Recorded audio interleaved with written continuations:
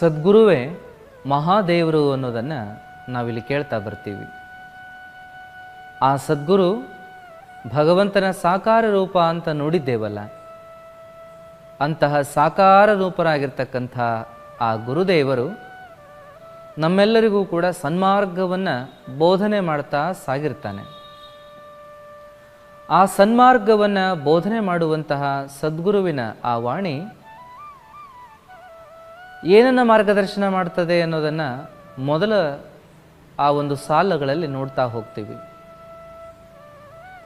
ಆದಿಯೊಳು ಸಿದ್ಧರು ಹೋದ ದಾರಿಯ ತೋರಿ ಭೇದವ ಬಿಡಿಸಿದ ಸಾಧು ಮೂರುತಿ ಗುರು. ಮುಂಚೆ ಆಗಿ ಹೋಗಿರ್ತಕ್ಕಂತಹ ಸಾಧು ಸತ್ಪುರುಷರು ಶರಣರು ಅವರ ದಾರಿಯನ್ನು ತೋರ್ತಾನೆ, ಭೇದ ಬುದ್ಧಿಯನ್ನು ಕಳೆಯುವ ಕೆಲಸವನ್ನು ಮಾಡ್ತಾನೆ. ಅವರೇ ಬೇರೆ ನಾವೇ ಬೇರೆ ಅನ್ನುವ ಭಾವನೆಯನ್ನಾಗಲಿ ಅಥವಾ ನಾವು ಸಾಮಾನ್ಯರು ಅವರು ಶ್ರೇಷ್ಠರು ಅನ್ನುವ ಭಾವನೆಯನ್ನಾಗಲಿ ಬೆಳೆಸಿಕೊಳ್ಳಲಾರದೆ ಎಲ್ಲರೂ ಕೂಡ ಮಾನವರೇ, ಆದರೆ ಸಾಧನೆಯಿಂದ ಎಲ್ಲರೂ ಮಹಾದೇವರಾಗಬಹುದು ಅನ್ನೋದನ್ನು ಹೇಳ್ತಾ ಹೇಳ್ತಾ ಎಲ್ಲ ಭೇದ ಭಾವಗಳನ್ನು ತೊಡೆದು ಹಾಕುವ ಕಾರ್ಯ ಸದ್ಗುರು ಸಮರ್ಥನಾಗಿ ಮಾಡ್ತಾನೆ. ಭೇದವ ಬಿಡಿಸಿದ ಸಾಧು ಮೂರುತಿ ಗುರು ದೇವನಲ್ಲವೇನೋ, ಸದ್ಗುರು ಮಹಾದೇವನಲ್ಲವೇನೋ ಅಂದಿದ್ದಾರೆ. ಅಂಥ ಭೇದ ಬುದ್ಧಿಯನ್ನು ಕಳೆಯುವ ಸದ್ಗುರು ದೊರೆಯುವಂಥದ್ದು ಬಹಳ ದುರ್ಲಭ. ಅಂತಹ ಭೇದವನ್ನು ಕಳೆಯುವ ಸದ್ಗುರು ಸಿಕ್ಕವರೇ ಬಹಳ ಪುಣ್ಯವಂತರು. ಸದ್ಗುರುವನ್ನು ನಾವೆಲ್ಲ ಹುಡುಕ್ತಾ ಹೋಗೋದ್ರಲ್ಲಿ ಅರ್ಥ ಇಲ್ಲ, ಹುಡುಕ್ತಾ ಇರೋದರಲ್ಲೂ ಕೂಡ ಅರ್ಥ ಇಲ್ಲ. ಸದ್ಗುರುವನ್ನು ಹುಡುಕುವ ಕಾರ್ಯವನ್ನು ಮಾಡ್ತಾನೆ. ಸದ್ಗುರು ತಾನಾಗಿಯೇ ನಮಗೆ ದರ್ಶನ ಕೊಡುವಷ್ಟು ಯೋಗ್ಯತೆಯನ್ನು ಸಂಪಾದನೆ ಮಾಡಿಕೊಳ್ಬೇಕಾದದ್ದು ಕೂಡ ಅಷ್ಟೇ ಸತ್ಯವಾಗಿರುವಂಥದ್ದು. ಅಂತಹ ಸದ್ಗುರು ಯೋಗ್ಯತೆಯನ್ನು ನೋಡಿ ಶಿಷ್ಯನಿಗೆ ದರ್ಶನವನ್ನು ಕೊಡುವುದರ ಮೂಲಕವಾಗಿ ಅನೇಕ ರೀತಿಯ ಭೇದ ಬಿಡಿಸುವ ಮಾರ್ಗದರ್ಶನವನ್ನು ಮಾಡ್ತಾ ಇರ್ತಾನಲ್ಲ, ಅಂಥದ್ದಕ್ಕೆ ನನ್ನ ಜೀವನದ 2 ಉದಾಹರಣೆಗಳನ್ನು ನಾನು ಕೊಡಬಹುದು. ಮೊದಲಿಗೆ ನಾನು ಬೆಳೆದು ಬಂದಂತಹ ತೋಂಟದಾರಿಯ ಮಠದ ಜಗದ್ಗುರುಗಳು ಹೇಳ್ತಾ ಇದ್ದದ್ದು, ಸ್ವಾಮಿಯಾದವ ಹೇಗಿರಬೇಕು, ಸ್ವಾಮಿಯಾದವ ಅಥವಾ ಸನ್ಯಾಸಿಯಾದವ ಗಾಳಿ ನೀರು ಬೆಳಕಿದ್ದ ಹಾಗೆ ಇರಬೇಕು. ಯಾವ ಜಾತಿ ಮತ ಪಂಥಕ್ಕೂ ಅಂಟಿಕೊಳ್ಳಾರದೆ ಎಲ್ಲ ಮಾನವರನ್ನು ಒಂದೇ ನೆಲೆಯಲ್ಲಿ ಕಾಣುವ ಪ್ರಯತ್ನವನ್ನು ಮಾಡಬೇಕು. ಗಾಳಿ ನೀರು ಬೆಳಕು ಎಲ್ಲರಿಗೂ ಹೇಗೆ ಬೇಕೋ ಹಾಗೆ ಸನ್ಯಾಸಿಯಾದವನು ಕೂಡ ಎಲ್ಲರಿಗೂ ಬೇಕಾಗುವಂತಹ ಕಾರ್ಯವನ್ನು ಮಾಡ್ತಾ ಸಾಗಬೇಕು ಎಂದಿರುವ ಸಂದೇಶ ನನ್ನ ಜೀವನದಲ್ಲಿ ಬಹಳ ಒಳ್ಳೆಯ ಪರಿಣಾಮವನ್ನು ಮಾಡ್ತಾ ಆ ದಿಸೆಯಲ್ಲಿ ಸಾಗುವ ಶಕ್ತಿಯನ್ನು ಕೊಡ್ತಾ ಬಂದದ್ದು ಒಂದು. ಎರಡನೇದಾಗಿ ವಿಜಾಪುರದ ಸಿದ್ದೇಶ್ವರ ಸ್ವಾಮೀಜಿಯವರು ಸಕಲ ಮಾನವರನ್ನು ದೈವತ್ವದ ಕಡೆಗೆ ಕೊಂಡೊಯ್ಯುವ ಕಾರ್ಯವನ್ನು ಸನ್ಯಾಸಿಯಾದವ ಮಾಡಬೇಕು. ಯಾರಲ್ಲೂ ಯಾವ ಭೇದವನ್ನು ಮಾಡಲಾರದೆ ನಾವು ಕೂಡ ಅಂತರಂಗವನ್ನು ಶುದ್ಧವಾಗಿಟ್ಟುಕೊಂಡು ಎಲ್ಲರನ್ನ ಸಮಾನವಾಗಿ ಪ್ರೇಮಿಸುವ ಆ ಒಂದು ಪ್ರೇಮದಿಂದಲೇ ಭಗವಂತನನ್ನು ಧರೆಗಿಳಿಸುವ, ಎಲ್ಲರ ಎದೆಗಳಲ್ಲಿ ಅವನನ್ನೇ ಕಾಣುವ ಪ್ರಯತ್ನವನ್ನು ಮಾಡಬೇಕು ಅಂತ ಹೇಳಿರುವ ಮಾತು ಸಾಕಲ್ವೇ ಇಷ್ಟು ಸಂದೇಶ? ನಾವೆಲ್ಲರೂ ಇವೆರಡೂ ಮಾತುಗಳನ್ನು ಅರ್ಥ ಮಾಡಿಕೊಳ್ಳೋಣ. ಗಾಳಿ ನೀರು ಬೆಳಕಂತೆ ನಮ್ಮ ಬದುಕನ್ನಿಟ್ಟುಕೊಳ್ಳುವ ಪ್ರಯತ್ನ ಮೊದಲಾದರೆ, ಎರಡನೇದಾಗಿ ಎಲ್ಲರಲ್ಲೂ ಕೂಡ ದೇವರನ್ನು ಕಾಣುವ, ಎಲ್ಲರನ್ನೂ ದೈವತ್ವದ ಮಟ್ಟಿಗೆ ಏರಿಸುವ ಕಾರ್ಯವನ್ನು ನಾವು ಮಾಡಬೇಕು ಅನ್ನುವಂಥದ್ದು. ಬಹುಶಃ ಈ ಕಾರ್ಯ ಸಮರ್ಥ ಸದ್ಗುರುವಿನಿಂದ ಸಾಧ್ಯವಾಗ್ತಾ ಇದೆ. ಆ ಸಾಧ್ಯತೆಗಳನ್ನು ನಮ್ಮ ಜೀವನದಲ್ಲೂ ಕೂಡ ನಾವು ಮಾಡಿಕೊಳ್ಳುವ ಪ್ರಯತ್ನವನ್ನು ಮಾಡೋಣ. ನಮ್ಮ ಆಶಾಪಾಶಗಳನ್ನು ಕಳೆದುಕೊಂಡು ಮಾಡ್ತಕ್ಕಂತಹ ಎಲ್ಲ ದೋಷಗಳನ್ನು ಸುಧಾರಿಸಿಕೊಂಡು ನಾವು ನ್ಯಾಸ ಧ್ಯಾಸಗಳಿಂದ ನಮ್ಮಲ್ಲಿ ಒಂದು ಭಗವದ್ಭಾವನೆಯನ್ನು ನಿರ್ಮಾಣ ಮಾಡಿಕೊಳ್ಳುವ ಪ್ರಯತ್ನ ಮಾಡುವನ್ನ. ಆ ಪ್ರಯತ್ನದಲ್ಲಿಯೇ ಸಾಗುತ್ತಾ ಸಾಗುತ್ತಾ ಯಾವ ಆಸೆ ಇಲ್ಲದೆ ನಿಜವಾದ ಜೀವನವನ್ನು ಹಂಬಲಿಸಿ ಮಾರ್ಗದರ್ಶನವನ್ನು ಅಪೇಕ್ಷಿಸಿ ಕೂತಿರುವಂತಹ ಶಿಷ್ಯನಿಗೆ ಸದ್ಗುರು ಎಂದಿಗೂ ಕೂಡ ಒಲಿತಾನೆ ಎನ್ನುವ ಭರವಸೆಯಿಂದ ನಾವು ಸಾಗಬೇಕು ಅನ್ನುವ ಈ ಪದದ ಸಂದೇಶದಂತೆ ಒಂದಿಷ್ಟು ಪ್ರಯತ್ನವನ್ನೂ ಕೂಡ ಮಾಡ್ತಾ ಸಾಗೋಣ. ಆ ಶುದ್ಧ ಅಂತಃಕರಣದಿಂದ ಸದ್ಗುರುವಿನ ವಾಣಿಯನ್ನು ಕೇಳ್ತಾ ಕೇಳ್ತಾ ನಮ್ಮ ಜೀವನವನ್ನು ಪರಿವರ್ತನೆ ಮಾಡಿಕೊಳ್ಳೋಣ. ಆ ಸದ್ಗುರುವಿನ ವಾಣಿ ಯಾವ ಮಟ್ಟಿಗೆ ಪರಿವರ್ತನೆಯನ್ನು ಮಾಡ್ತದೆ ಅಂತಾದರೆ ಅದಕ್ಕೊಂದಿಷ್ಟು ಉದಾಹರಣೆ ಬೇಕೇ ಬೇಕು. ಬುದ್ಧನ ಜೀವನದ ಒಂದು ಅಮೂಲ್ಯವಾಗಿರುವಂತಹ ಪ್ರಸಂಗ. ಬುದ್ಧ ಸಂಚಾರದ ಮಧ್ಯದಲ್ಲಿ ಒಂದು ಅರಣ್ಯವನ್ನು ದಾಟಿ ಹೋಗ್ತಾ ಇದ್ದ. ಆ ಅರಣ್ಯದಲ್ಲಿ ಅಂಗುಲಿಮಾಲ ಅನ್ನುವಂತಹ ರಾಕ್ಷಸ ವಾಸ ಮಾಡ್ತಾ ಇದ್ದ. ಆ ಹಾದಿಯಲ್ಲಿ ಸಾಗುವವರನ್ನು ಹಿಡಿದು ಕೊಂದು ಅವರನ್ನು ತಿಂದು ಅವರ ಬೆರಳುಗಳನ್ನು ಒಂದೊಂದನ್ನಾಗಿ ತನ್ನ ಕೊರಳ ಮಾಲೆಯಲ್ಲಿ ಹಾಕ್ಕೊಳ್ತಾ ಇದ್ದ. ಬೆರಳುಗಳನ್ನೇ ಮಾಲೆಯನ್ನಾಗಿ ಹಾಕ್ಕೊಳ್ಳುವಂತಹ ಆತನ ಆ ಒಂದು ಜೀವನಕ್ಕೆ ಅನ್ವರ್ಥವಾಗಿ ಆತನಿಗೆ ಅಂಗುಲಿಮಾಲ ಅಂತಲೇ ಹೆಸರು ಕರಿತಾ ಇದ್ದದ್ದು. ಯಾರೂ ಕೂಡ ಅರಣ್ಯದ ಕಡೆಗೆ ಮುಖ ಮಾಡಿಯೂ ಕೂಡ ನಿಂತುಕೊಳ್ತಾ ಇರಲಿಲ್ಲ. ಅಷ್ಟು ಭಯ ಜನರಲ್ಲಿ ಆವರಿಸಿತ್ತು. ಆದರೂ ಬುದ್ಧದೇವ ಆ ದಾರಿಯಲ್ಲಿ ಒಮ್ಮೆ ಸಾಗೋ ಪ್ರಯತ್ನವನ್ನು ಮಾಡ್ತಾನೆ. ಸಾಗುತ್ತಾ ಇರುವಾಗ ಅಲ್ಲಿ ಎದುರಿಗೆ ಬಂದಂತಹ ಅಂಗುಲಿಮಾಲ ದೂರದಿಂದಲೇ ನಿಲ್ಲಿಸಿ, ಯಾರು ನೀನು?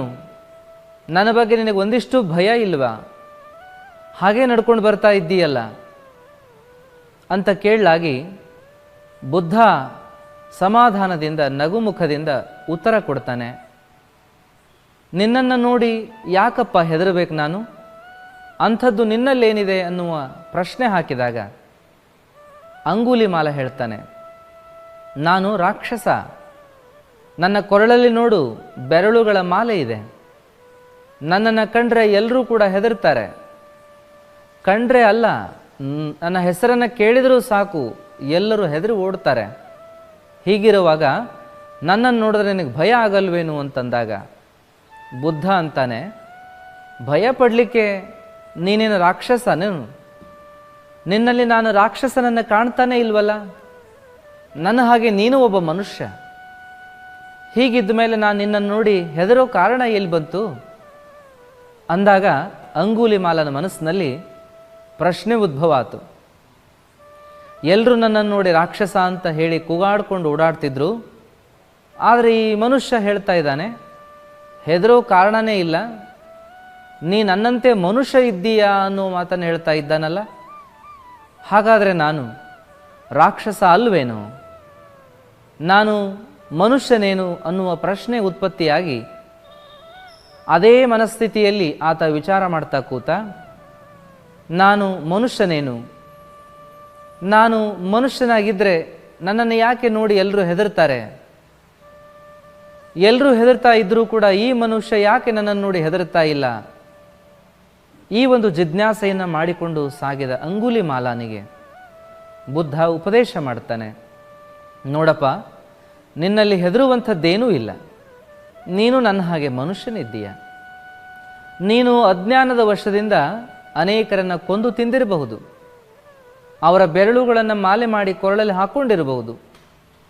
ಎಲ್ಲರೂ ನಿನಗೆ ಅಂಗುಲಿಮಾಲ ಅಂಗುಲಿಮಾಲ ಅಂತ ಹೆಸರಿಟ್ಟಿರಬಹುದು. ಆದರೆ ನಾನು ಮಾತ್ರ ನಿನ್ನನ್ನು ಮನುಷ್ಯ ಅಂತ ಹೇಳಬಲ್ಲೆ. ನಾನು ಮಾತ್ರ ನಿನ್ನನ್ನು ಪ್ರೇಮಿಸಬಲ್ಲೆ ಅನ್ನುವಂತಹ ಅನೇಕ ಮಾತುಗಳನ್ನು ಹೇಳ್ತಾ ಹೋಗುವಾಗ ಆಗ ಬುದ್ಧ ಆ ಆನಂದದ ಮುಖದಿಂದ ಆತನೆಡೆಗೆ ಮುಖ ಮಾಡಿ ಮಾತಾಡ್ತಾ ಇದ್ದದ್ದನ್ನು ನೋಡಿ ಅಂಗುಲಿಮಾಲನ ಮನಸ್ಸು ಬದಲಾವಣೆಯಾಯಿತು. ಆ ಬದಲಾವಣೆಯಾದ ಅಂಗುಲಿಮಾಲನ ಮನಸ್ಸು ಒಂದು ಜಿಜ್ಞಾಸೆಗೆ ಒಳಪಡ್ತು. ಜಿಜ್ಞಾಸೆ ಮಾಡಿಕೊಳ್ತಾ ಅಂಗುಲಿಮಾಲ ಆತ ಮನುಷ್ಯನಾಗಿ ಪರಿವರ್ತನೆ ಹೊಂದಿದ. ನೋಡಿ, ಅಜ್ಞಾನವನ್ನು ಬಗೆಹರಿಸುವ ಭೇದ ಬುದ್ಧಿಯನ್ನು ಕಳೆಯುವ, ಸನ್ಮಾರ್ಗದೊಂದಿಗೆ ಸಾರ್ಥಕ ಬದುಕನ್ನು ಕಟ್ಟಿಕೊಳ್ಳುವ ಮಾರ್ಗದರ್ಶನ ಸದ್ಗುರುವಿನಿಂದ ಹೇಗೆ ಸಿಗ್ತದೆ ಎನ್ನುವಂಥದ್ದು. ಹೀಗೆ ಯಡಿಯೂರ ಸಿದ್ಧಲಿಂಗ ಯತಿಗಳು ನಿರುಲ್ಲ ಅನ್ನುವಂತಹ ರಾಕ್ಷಸನನ್ನು ಪರಿವರ್ತನೆ ಮಾಡಿರುವಂಥದ್ದು. ಬಸವಣ್ಣನವರು ನನ್ನಯ್ಯ ಅನ್ನುವಂತಹ ಕಳ್ಳನನ್ನು ಪರಿವರ್ತನೆ ಮಾಡಿರುವಂಥದ್ದು. ಹಾಗೆಯೇ ಎಲ್ಲ ಮಹಾತ್ಮರುಗಳು ಕೂಡ ಪರಿವರ್ತನೆ ಮಾಡ್ತಾ ಮಾಡ್ತಾ ಜಗವನ್ನೆಲ್ಲ ದೇವನನ್ನು ಕೂರಿಸುವ ಜಗಲಿಯನ್ನಾಗಿ ಮಾಡ್ತಾ ಬಂದ್ರಲ್ಲ. ಇದು ಬಹಳ ಅದ್ಭುತವಾಗಿರುವಂತಹ ಪವಾಡ. ಇಂತಹ ಪವಾಡವನ್ನು ಸೃಷ್ಟಿಸಲಿಕ್ಕೆ ಶಕ್ತಿ ಉಳ್ಳಾತ ಆತ ಸದ್ಗುರು ಮಾತ್ರ. ಅಂತಹ ಸದ್ಗುರುಗಳಲ್ಲಿ ಬ್ರಹ್ಮಾನಂದ ಗುರುದೇವರು ಅಂತ ಕೂಡ ಒಬ್ಬರಾಗಿ ಹೋಗ್ತಾರೆ. ಅವರ ಜೀವನದಲ್ಲಿ ಕೆಲ ಘಟನೆಗಳನ್ನು ನಾವು ನೋಡ್ತಾ ಬರ್ತೀವಿ. ಅವರ ಜೀವನದಲ್ಲಿ ಸಾಕಷ್ಟು ಜನ ಹಾದು ಹೋಗ್ತಾರೆ. ಎಲ್ಲ ಜಾತಿಯ ಜನಾಂಗದ ಸಂಪ್ರದಾಯದ ಜನಸಾಮಾನ್ಯರು, ಶಿವಯೋಗಿಗಳು, ಸಂತರು, ಸಾಧುಗಳು ಆಗಿ ಹೋಗ್ತಾರೆ, ಹಾದು ಹೋಗ್ತಾರೆ. ಅವರ ಜೊತೆಗೆ ಅನ್ಯೋನ್ಯವಾಗಿರ್ತಕ್ಕಂಥ ಬ್ರಹ್ಮಾನಂದ ಗುರುದೇವರು ಮಾನವೀಯ ಪ್ರಜ್ಞೆಯನ್ನು ನಾವು ಬೆಳೆಸಿಕೊಳ್ಳೋದು ಹೇಗೆ ಅನ್ನೋದನ್ನೇ ಚಿಂತನೆ ಮಾಡ್ತಾ ಮಾಡ್ತಾ ಬಂದಿರುವಂಥದ್ದನ್ನು ಕಾಣ್ತೀವಿ. ಅಷ್ಟೇ ಅಲ್ಲದೆ ಎಲ್ಲರೂ ಕೂಡ ಅವರವರು ಇಷ್ಟಪಟ್ಟ ದಾರಿಯನ್ನೇ ಹಿಡಿದು ಆ ದಾರಿಯಲ್ಲಿ ಯಾವ ರೀತಿಯಲ್ಲಿ ಸಾರ್ಥಕವಾಗಿ ಸಾಗಬೇಕು ಅನ್ನೋದನ್ನು ಕೂಡ ಹೇಳ್ತಾ ಬಂದಿರುವಂಥದ್ದು. ಆ ಸಮಯದಲ್ಲಿ ಒಮ್ಮೆ ಒಬ್ಬಾತ ಬರ್ತಾನೆ. ತನ್ನ ಜೀವನದಲ್ಲಿ ಬಹಳ ಕಷ್ಟ ನಷ್ಟಗಳನ್ನು ಅನುಭವಿಸಿದ್ದದ್ದಾಗಿ, ಬಹಳ ತೊಂದರೆಯ ಸಮಯದಲ್ಲಿ ಯಾವ ದಾರಿ ಕಾಣಲಾರದೆ ಸನ್ಮಾರ್ಗದ ದಾರಿ ಅಂತಂದರೆ, ಸುರಕ್ಷತೆಯ ದಾರಿ ಅಂತಂದರೆ ಅದು ಆಧ್ಯಾತ್ಮ ಮಾತ್ರ ಅಂತ ತಿಳ್ಕೊಂಡು ನನಗೆ ದೀಕ್ಷೆಯನ್ನು ಕೊಡಿ ಅಂತ ಹೇಳಿ ಗುರುಗಳ ಹತ್ರ ಬಂದಾಗ ಗುರುಗಳು ಹೇಳ್ತಾರೆ, ಇಲ್ಲಪ್ಪ, ನೀನೇನು ಮಾಡ್ತಾ ಇದ್ದೀಯಾ, ನಿನ್ನ ಜೀವನ ಯಾವ ರೀತಿಯಲ್ಲಿ ಸಾಗಿ ಬಂತು ಅನ್ನೋದನ್ನು ಹೇಳು, ಆಮೇಲೆ ನೋಡೋಣ ಅಂತ ಹೇಳಿ ಆತನ ಜೀವನ ವೃತ್ತಾಂತವನ್ನು ಕೇಳ್ತಾರೆ. ಕುಟುಂಬ ಜೀವನದಲ್ಲಿ ಸಾಗಿ ಬಂದಂಥ ಆತ ಸಾಲ ಸೋಲಗಳಿಂದ, ರೋಗ ಬಾಧೆಯಿಂದ ಬೇಸತ್ತು ಸುರಕ್ಷತೆಯ ಮಾರ್ಗ ಒಂದೇ ಅಂದರೆ ಅದು ಸನ್ಯಾಸ ಅಂತ ತಿಳಿದು ಸನ್ಯಾಸ ಮಾರ್ಗವನ್ನು ಪಡ್ಕೊಂಡಿರಲಿಕ್ಕೆ ಬಂದಿರತಕ್ಕಂಥದ್ದು ಅರ್ಥ ಆದ ಮೇಲೆ ಗುರುಗಳು ನಗ್ತಾ ಹೇಳ್ತಾರೆ, ನೋಡಪ್ಪ, ಜೀವನದಲ್ಲಿ ಎರಡು ಮಾರ್ಗಗಳು, ಒಂದು ಸನ್ಯಾಸ ಮಾರ್ಗ, ಒಂದು ಸಂಸಾರ ಮಾರ್ಗ. ಸಂಸಾರ ಮಾರ್ಗವನ್ನು ಹಿಡಿದ ಮೇಲೆ ಅದೇ ರೀತಿಯಲ್ಲಿ ಸಾಗಪ್ಪ. ಕಷ್ಟ ನಷ್ಟಗಳೇನೇ ಬರಲಿ ಅವುಗಳನ್ನು ಗೆದ್ದು ಮುಂದೆ ಹೋಗುವಂಥ ಛಲ ಬಲಗಳನ್ನು ನೀನು ಇಟ್ಕೊಳ್ಬೇಕು. ಜೀವನ ಅಂತಂದ ಮೇಲೆ ಕಷ್ಟ ನಷ್ಟಗಳು ಬರೋದು ಸಹಜ. ಸನ್ಯಾಸ ಮಾರ್ಗದಲ್ಲೂ ಅಂಥ ಕಷ್ಟ ನಷ್ಟಗಳು ಬರ್ತವೆ. ಆದರೆ ಕಷ್ಟ ನಷ್ಟಗಳು ಬಂದುವು ಅಂತ ತಿಳ್ಕೊಂಡು ಸನ್ಯಾಸ ಮಾರ್ಗದಲ್ಲಿರೋನು ಸಂಸಾರಿ ಆಗೋದಾಗಲಿ, ಸಂಸಾರ ಮಾರ್ಗದಲ್ಲಿರೋನು ಸನ್ಯಾಸಿ ಆಗೋದಾಗಲಿ ವಿಚಾರವನ್ನು ಮಾಡಬಾರ್ದು. ಯಾವ ಮಾರ್ಗವನ್ನು ಪ್ರೇಮಿಸಿ ನಾವು ಹಿಡಿದಿರ್ತೇವೋ ಅದೇ ಮಾರ್ಗದಲ್ಲಿ ಸಾಗುವ ಸಂಕಲ್ಪ ಮಾಡಬೇಕು ಅಂತ ತಿಳಿ ಹೇಳಿ ಆತನಿಗೆ ಜೀವನವನ್ನು ಸುಧಾರಿಸಿಕೊಳ್ಳುವ ಸುಲಭ ದಾರಿಯನ್ನು ಹೇಳ್ತಾರೆ. ಸಂಸಾರ ಅಂತಂದರೆ ಅದು ಒಳ್ಳೆಯದಪ್ಪ. ಅದಕ್ಕಾಗಿ ಋಷಿಮುನಿಗಳು ಧನ್ಯೋ ಗೃಹಸ್ಥಾಶ್ರಮಿ ಅಂತ ಹೇಳಿದ್ದಾರೆ. ಜೀವನ ಅದು ಗೃಹಸ್ಥನದೇ ಆಗಿರಲಿ, ಸನ್ಯಾಸಿಯದೇ ಆಗಿರಲಿ, ಅವೆರಡೂ ಒಂದೇ ರೀತಿಯಲ್ಲಿರ್ತವೆ. ಆದರೆ ಕೆಲ ವಿಚಾರಗಳಲ್ಲಿ ಭಿನ್ನತೆ ಇರ್ತವೆ. ಆದರೆ ಧನ್ಯೋ ಗೃಹಸ್ಥಾಶ್ರಮಿ ಅಂತ ಯಾಕೆ ಹೇಳಿದರು ಅಂತಂದರೆ, ಗೃಹಸ್ಥ ಯಾವ ಬಂಧನಕ್ಕೆ ಒಳಪಡಲಾರದೆ ಎಲ್ಲರೊಟ್ಟಿಗೆ ಅನ್ಯೋನ್ಯವಾಗಿ ಬಾಳ್ತಾ ಸುಲಭದಲ್ಲಿಯೇ ಆತ ಆಧ್ಯಾತ್ಮವನ್ನು ಅನುಭವಿಸುವ, ಅರಗಿಸಿಕೊಂಡು ಆನಂದಿಸುವ ಕೆಲಸ ಮಾಡಬಹುದು ಮತ್ತು ಸನ್ಯಾಸ ಮಾರ್ಗಕ್ಕೆ ಆಧಾರಪ್ರಾಯನಾಗಿ ಇರಬಹುದು ಅನ್ನೋ ಕಾರಣಕ್ಕೆ ಧನ್ಯೋ ಗೃಹಸ್ಥಾಶ್ರಮಿ ಅಂತ ಹೇಳ್ತಾ ಬಂದಿದ್ದಾರೆ. ಇಂತಹ ಗೃಹಸ್ಥಾಶ್ರಮದ ದಾರಿಯಲ್ಲಿ ಸಾಗುವಾಗ ನಾವು ದುಡಿಬೇಕಾದದ್ದು ಅವಶ್ಯ. ಕಷ್ಟಪಟ್ಟು ದುಡಿಬೇಕು, ದುಡಿತದಿಂದಲೇ ಜೀವನವನ್ನು ಕಟ್ಟಿಕೊಳ್ಳಬೇಕು. ಸುಲಭದಲ್ಲಿ ಬಂದ ಹಣವನ್ನು ಆಶ್ರಯ ಮಾಡಿಕೊಳ್ಳಾರದೆ ನಾವು ದುಡಿದ ಬೆವರಿನ ಹಣವನ್ನೇ ನಾವು ಜೀವನಕ್ಕಾಗಿ ಉಪಯೋಗ ಮಾಡಿಕೊಳ್ಬೇಕು. ಅಷ್ಟೇ ಅಲ್ಲದೆ ನಾ ದುಡಿದ ಹಣ ಅಂತ ತಿಳಿದು ಅಸನ ವ್ಯಸನಕ್ಕಾಗಿ ಖರ್ಚು ಮಾಡ್ತಾ ಹೋಗೋದಕ್ಕಿಂತ ಆ ದುಡಿಮೆಯ ಹಣವನ್ನು ಒಂದಿಷ್ಟು ಕಾಯ್ದುಕೊಳ್ಳುವ ಕೆಲಸವನ್ನು ಮಾಡಬೇಕು. ಬಟ್ಟೆಗೆ ಬಂಗಾರಕ್ಕೆ ಹಣ ವ್ಯಯ ಮಾಡೋದಕ್ಕಿಂತ ಹಣವನ್ನು ಬೇಕಿದ್ದಲ್ಲಿ ಬಳಸಿಕೊಂಡು ಉಳಿದ ಹಣವನ್ನು ರಕ್ಷಣೆ ಮಾಡಿಕೊಂಡು ಮುಂದಿನ ಜೀವನಕ್ಕೆ ಆಧಾರವಾಗಿ ಇಟ್ಕೊಳ್ಬೇಕಾದದ್ದು ಬಹಳ ಅವಶ್ಯ. ಹಾಗಾಗಿ ಹಣ ಸಂಗ್ರಹ ಅದು ಸನ್ಯಾಸ ಮಾರ್ಗಕ್ಕೆ ವಿರುದ್ಧವಾಗಿರಬಹುದು, ಆದರೆ ಸಂಸಾರಿಗೆ ಅದು ಅವಶ್ಯವಾಗಿ ಬೇಕಾದದ್ದು. ಅದಕ್ಕಾಗಿ ಹಣವನ್ನು ಆತ ದುಡಿಬೇಕು, ಹಣವನ್ನು ದುಡಿಸ್ಬೇಕು. ಹಣವನ್ನು ದುಡಿದು ಗಳಿಸುವುದರ ಜೊತೆಗೆ ದುಡಿದ ಹಣವನ್ನು ಮತ್ತೆ ದುಡಿಸುವ ಕಾರ್ಯವನ್ನು ಮಾಡಬೇಕು. ಹಣ ಸಂಗ್ರಹ ಅಂತ ಕೇಳಿದ ಕೂಡಲೇ ಹಣವನ್ನು ಸಂಗ್ರಹ ಮಾಡ್ತಾ ಮಾಡ್ತಾ ಹೋಗೋದಲ್ಲ. ಆ ಹಣವನ್ನು ಮತ್ತೆ ಮತ್ತೆ ಬೇರೆ ಕಾರ್ಯಗಳಿಗೆ ಬಳಸ್ತಾ ನಮ್ಮ ಜೀವನದಲ್ಲಿ ಬೇಕಿದ್ದ ಎಲ್ಲ ಅವಶ್ಯಕತೆಗಳನ್ನು ಪೂರೈಸಿಕೊಳ್ಬೇಕು.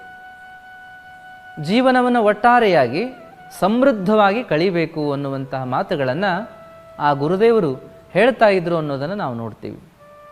ಅದಕ್ಕೆ ಒಟ್ಟಾರೆಯಾಗಿ ಸದ್ಗುರುಗಳೆಲ್ಲರೂ ಕೂಡ ಆಯಾ ಮನಸ್ಥಿತಿಯ ವ್ಯಕ್ತಿಗಳಿಗೆ ಆಯಾ ರೀತಿಯ ಮಾರ್ಗದರ್ಶನವನ್ನು ಮಾಡ್ತಾ ಜೀವನವನ್ನು ಕಳೆಯುವ ಸುಲಭೋಪಾಯಗಳನ್ನು ಅವರು ಹೇಳಿಕೊಡ್ತಾ ಇದ್ದರು.